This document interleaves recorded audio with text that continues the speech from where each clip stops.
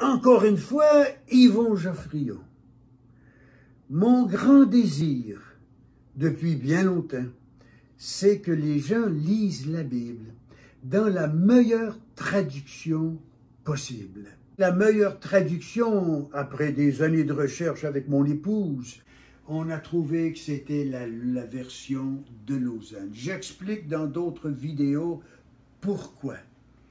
Mais aujourd'hui, on continue de faire des comparaisons entre cette version de Lausanne, mais la version de Lausanne qu'on est en train de réviser, un certain verset, chapitre 6 de Jean, verset 4.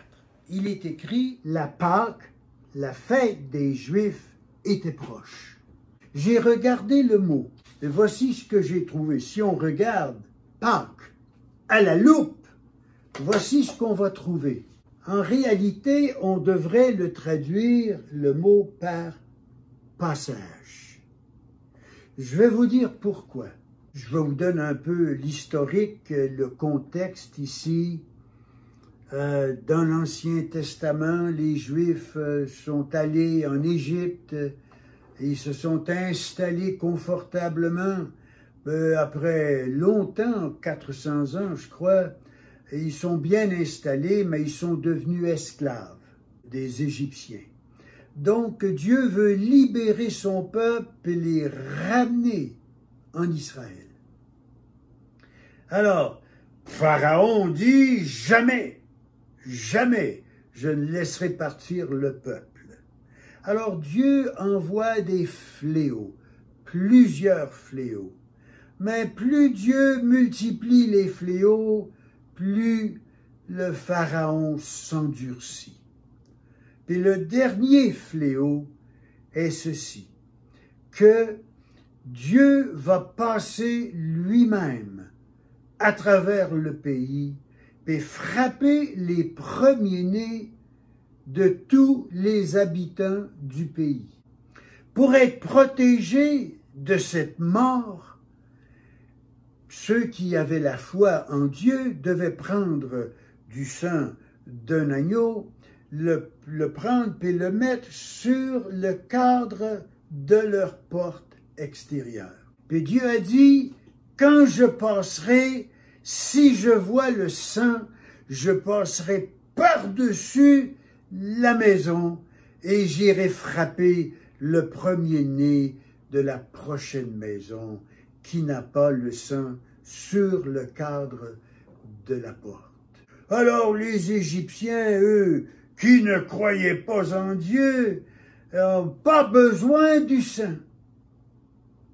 Alors les Juifs, eux, se sont mis ensemble, ils ont tué l'agneau, ils ont mangé le dernier repas, ils étaient habillés, prêts à partir. Et après avoir tué l'agneau, et le faire cuire pour le repas, ils ont pris du sang puis l'ont mis sur le cadre de leur porte principale. Alors, pendant la nuit, Dieu lui-même passe, et là où il n'y avait pas de sang, il est entré dans la maison et a tué le premier-né de chaque famille où le sang ne se trouvait pas. C'est ce qui a finalement fait céder Pharaon, parce que le premier-né de Pharaon est mort dans ce fléau. Alors le peuple est libéré à cause du sang sur le cadre de la porte. Il est épargné et finalement libéré parce que Pharaon dit « Partez, partez, allez-vous-en ». Ben, ils ont quitté. C'est une image. Moi, je suis sauvé, pas parce que je suis bon, je ne suis pas bon, je suis un pécheur comme tout le monde. Mais Jésus est mort à ma place. Il a versé son sang pour moi. Et son sang m'a lavé de mes péchés. C'est son sang qui me protège. Moi, je n'entre pas en jugement. Jésus dit, on est passé de la mort à la vie. Alors, quelle belle parole, quelle belle promesse de Jésus. Jésus dit, Dieu dit à son peuple, chaque année, vous allez fêter votre départ, votre libération de l'Égypte. Une fois par année, vous allez faire un repas pour vous rappeler de votre libération hors d'Égypte. Alors, depuis des années, des siècles, les Juifs, chaque année, s'arrêtaient un certain temps, une journée bien précise, puis ils mangeaient le repas.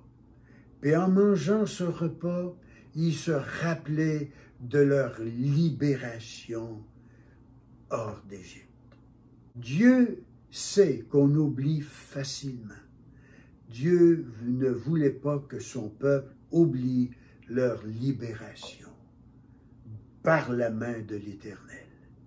Alors, chose intéressante, c'est la dernière fois que Jésus a célébré la fête du passage, célébré le jour ou la nuit où Dieu lui-même passe à travers l'Égypte pour infliger la mort au premier-né. Donc, c'est la fête du passage de Dieu en Égypte. Et la dernière fois qu'il le fait, je veux retourner à ça, la dernière fois, c'est ce qu'on appelle le dernier repas avant son arrestation. Puis je sais, j'ai été élevé, moi, dans la religion, puis on va à l'église, puis certains, dans le temps, moi, j'allais à l'église, j'étais enfant de cœur, puis on prenait juste le pain. On n'était pas permis de prendre le vin ou le jus de raisin. Mais chez les évangéliques, on prend le pain et le vin. Puis on se rappelle que Jésus est mort pour nous. Mais, il est ressuscité. Mais le but de ce repas avec Jésus, ce dernier repas avant l'arrestation et la mort de Jésus, c'était pour célébrer la fête du passage. Leur libération hors d'Égypte, ce que le peuple juif faisait depuis des siècles, plusieurs siècles. Mais Jésus lui donne un nouveau sens. Il dit maintenant ce que vous allez faire. Vous allez oublier, sans oublier, c'est-à-dire la libération hors d'Égypte. À l'avenir, chaque fois que vous allez vous arrêter pour prendre le pain et le fruit de la vigne, vous allez vous rappeler de la libération que j'apporte à la croix du Calvaire, lorsque je donne ma vie pour le monde entier. Quand on s'arrête pour faire le repas, ce n'est pas pour la résurrection, c'est pour la mort, l'ensevelissement et la résurrection du Seigneur Jésus. Ce n'est plus à cause du passage.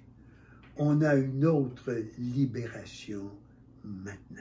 Et c'est excitant de savoir que on a maintenant une traduction juste, la fête juive du passage. C'est ce que le mot hébreu dit et c'est ce que le mot grec dit. Et juste ajouter un peu, je sais que dans le dictionnaire, il est écrit, ou la définition, la Pâque au singulier est pour signifier la fête des Juifs. Puis le mot Pâques au pluriel, c'est pour signifier la mort de Jésus et sa résurrection. Mais le mot Pâques n'est pas un mot juste, même si on lui donne un autre sens. Merci beaucoup.